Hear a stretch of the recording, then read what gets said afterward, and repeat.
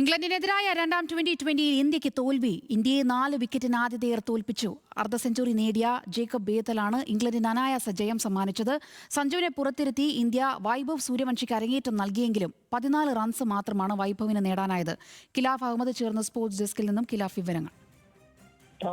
സോന, നമുക്ക് ഈ ഒരു മത്സരത്തിൽ ഏറ്റവും പ്രധാനമായ മത്സരമായിരുന്നു. കാരണം ആദ്യ മത്സരം ഇംഗ്ലണ്ടിനെതിരായ 5 മത്സരങ്ങൾ അടങ്ങിയ പരമ്പരയിൽ ആദ്യ മത്സരം മഴമൂല ഉപേക്ഷിച്ചിരുന്നു. അതുകൊണ്ട് തന്നെ പരമ്പര നേടാൻ വേണ്ടി ഈ ഒരു മത്സരത്തിൽ ജയിക്കുന്നവർക്ക് നിർണായകമായ മുൻതൂക്കം ലഭിക്കുകയായിരുന്നു. ആ ഒരു മത്സരത്തിലാണ് ഇംഗ്ലണ്ട് ഇന്ത്യയെ 4 വിക്കറ്റിന് തകർത്തുകൊണ്ട് ഒരു അനായാസ ജയം സ്വന്തമാക്കിയിരിക്കുന്നത്. അത് 191 റൺസ് പിന്തുടർന്ന ഇംഗ്ലണ്ട് ഒരു ഓവർ ബാക്കി നിൽക്കെയാണ് ഈ ഒരു 191 റൺസിലേക്ക് എത്തിയത്. ഇതിൽ ഏറ്റവും പ്രധാനം എന്ന് പറയുന്നത് ഇന്ന്, അതായത് കഴിഞ്ഞ മത്സരങ്ങളിലും അതേപോലെ തന്നെ അയർലൻഡ് പരമ്പരയിലും മോശം ഫോമിനെ തുടർന്ന് സഞ്ജു സാംസനെ മാറ്റി നിർത്തിക്കൊണ്ട് അരങ്ങേറ്റക്കാരൻ 15 വയസ്സുകാരൻ വൈഭവ് സൂര്യവംശിക്ക് ഇന്ന് അരങ്ങേറ്റം കൊടുത്തിരുന്നു ഇന്ത്യ.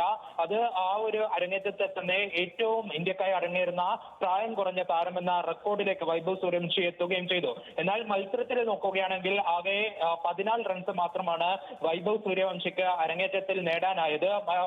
അതേപോലെ തന്നെ ഇംഗ്ലണ്ടിനെ സംബന്ധിച്ചിടത്തോളം ഒരു മികച്ച പ്രകടനം തന്നെയാണ് ബോളർമാരും അതേപോലെ തന്നെ ബാറ്റർമാരും ഇന്ന് പുറത്തെടുത്തത്.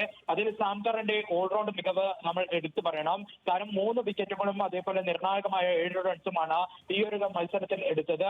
മറുവശത്തെ 191 റൺസ് എന്ന് പറയുമ്പോൾ ജേക്കബ് ബദലിന്റെ അപരാജിത അർദ്ധ സെഞ്ചുറി, അതായത് 46 പന്തിൽ നിന്ന് 76 റൺസ് അടിച്ചുകൊണ്ട് ജേക്കബ് ബദാലാണ് ഇംഗ്ലണ്ടിനെ അനായാസ ജയം സമ്മാനിച്ചത്.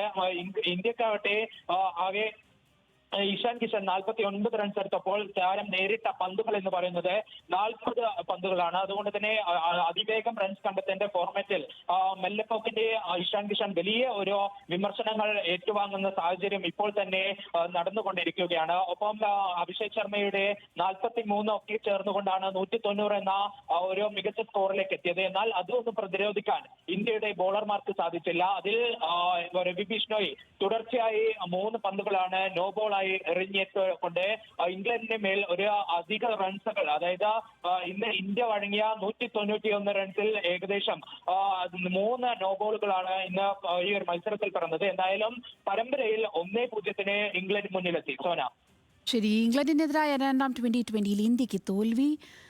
4 വിക്കറ്റിനാണ് ഇംഗ്ലണ്ട് ഇന്ത്യയെ തോൽപ്പിച്ചത്. ഖിലാഫ് അഹമ്മദാണ് സ്പോർട്സ് ഡെസ്കിൽ നിന്നും വിവരങ്ങൾ നൽകിയത്.